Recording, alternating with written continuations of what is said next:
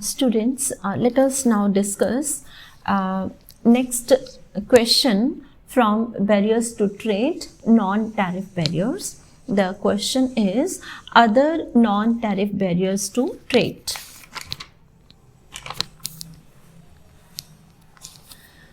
There are other kinds of non-tariff barriers which are highly indirect types of non-tariff trade barriers. Number one is VER, voluntary export restraints. Voluntary export restraints means that the exporting country under pressure from the importing country itself restricts its export to the importing country. यानी कि जो export करने वाला country है वो import country के direct या indirect pressure में अपने एक्सपोर्ट को उस कंट्री में कम कर देता है. It means voluntary export restaurant means कि जो निर्यातक देश है वह अपने निर्यातों पर स्वतः ही कुछ कमी कर लेता है, कुछ अंकुश लगा लेता है. किस लिए लगाता है? बिकॉज डायरेक्टली और indirectly that exporting country gets message और some threaten from the importing country that in future the importing country will impose certain restrictions from that country. ठीक है, तो उस देश पर कुछ भविष्य में इंपोर्टिंग कंट्री कुछ अंकुश लगा सकता है. इस आशंका में, इस डर से जो एक्सपोर्टिंग कंट्री है वो अपने एक्सपोर्ट्स को कम कर लेता है. और हिस्ट्री में ऐसे बहुत से एग्जाम्पल्स हैं और मोस्ट पॉपुलर है मल्टी फाइबर एग्रीमेंट जो कि यार्न पर टेक्सटाइल इंडस्ट्री से रिलेटेड है, जिसमें कि 22 कंट्रीज़ ने अपने एक्सपोर्ट्स पर जो है वो VER इम्पोज किया था. और ये आपकी बुक में नीचे डायग्राम नंबर आप देखेंगे 16.5 सेम डायग्राम है जो हम पीछे 3-4 बार रिपीट कर चुके हैं.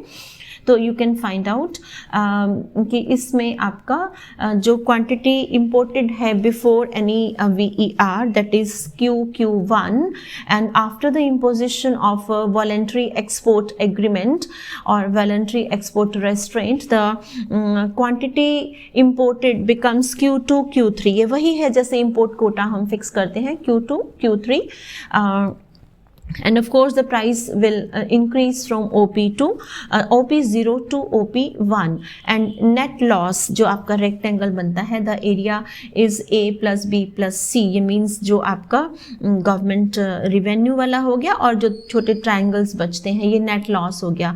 जो एरिया B है वो गवर्नमेंट रिवेन्यू नहीं मिलेगा, वो रादर जो एक्सपोर्टर्स हैं they can exploit, they can appropriate this amount in the form of some rent और in some any other form. और बाकी एरिया जो है आपका प्रोड्यूसर सरप्लस होता है तो वो आपका रिकवर हो जाता है. जो VER है some economist believe that this is not much effective. Why? Because जो एक्सपोर्टिंग कंट्री के एक्सपोर्टर्स हैं they may be reluctant to enter into such VER agreement formal और इनफॉर्मली. और सेकेंडली जो है वो VER एक पर्टिकुलर कंट्री पर ही लागू होगा, जनरल सब कंट्रीज पर वो ग्लोबली अप्लाई नहीं होता. और जो कंट्री है जो ऐसे रिस्ट्रिक्शंस को फेस करता है, ऐसा एक्सपोर्टिंग कंट्री जो है वो उस पर्टिकुलर प्रोडक्ट में तो मान लीजिए VER में एंटर हो गया, बट उससे डिफरेंट वैरायटी या डिफरेंट क्वालिटी ऑफ प्रोडक्ट को स्टिल इट में कंटिन्यू टू एक्सपोर्ट.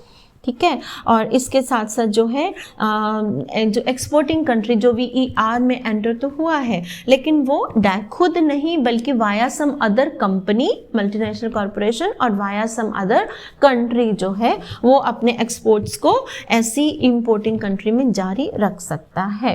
और इसके साथ साथ जो VER है समटाइम्स जो है it may result in the deterioration in terms of trade in case of the importing country, because जो आपका domestic price of exporting country जो है दैट में बिकम हायर. एंड लास्टली जो VER जो है of course it will discriminate against the low cost exporters because it is possible that imports are made from higher cost exporters resulting in an increase in the bill of importing country. Means prices अगर बढ़ा दिए जाते हैं तो basically आपको low cost पे तो product मिलता नहीं, रादर हाई प्राइस पर मिलता है. तो मीन्स VER कितना सक्सेसफुल है, that depend on the willingness of the exporting country और the exporters of that exporting country. Next second type of non tariff barrier जो इसमें से इस कैटेगरी में है, that is technical, administrative and other regulations. कुछ ऐसे रूल्स और रेगुलेशंस टेक्नोलॉजिकल ग्राउंड पर या एडमिनिस्ट्रेटिव ग्राउंड्स पर बना दिए जाते हैं जो डायरेक्टली तो शो नहीं करते बट इनडायरेक्टली उनका एम जो है, ऑब्जेक्टिव क्या रहता है, to protect the domestic industries. For example कुछ रूल्स बना दिए जाते हैं, safety regulations.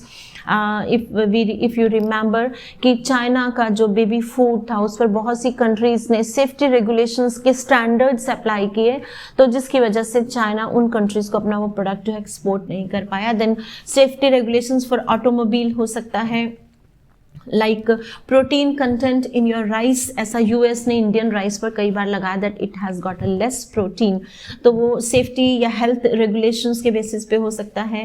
Packaging of edible products हो सकता है, कॉपीराइट प्रोविजंस, पेटेंट, लेबलिंग पे हो सकता है जो उस कंट्री के ओरिजिनल को दिखाए. तो means different types of grounds बनाकर जो है वो ये रिस्ट्रिक्शंस लगाई जा सकती हैं. While some these restrictions may seem to be legitimate, means वो legally सही हो सकती हैं, but the hidden aim is to protect the domestic industries from the foreign competition. जैसे इसमें बहुत से examples आप देख सकते हो. French ban on advertisement of Scotch whiskey है.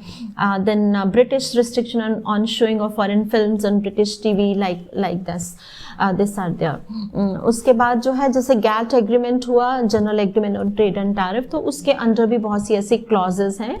One more form of restriction on trade is the tax rebates given to exporters from such indirect taxes as sales tax, excise duty and value added taxes. So this practice was extensively followed by less developed countries. Means export promotion के जो भी measures हैं, export promotion का basic purpose क्या होता है, balance of payment को deficit करना, but at the same time this also helps in other objectives.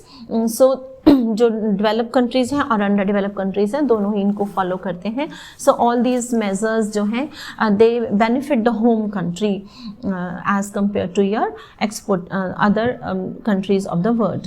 Next third is trade restrictions due to international cartels. International cartel means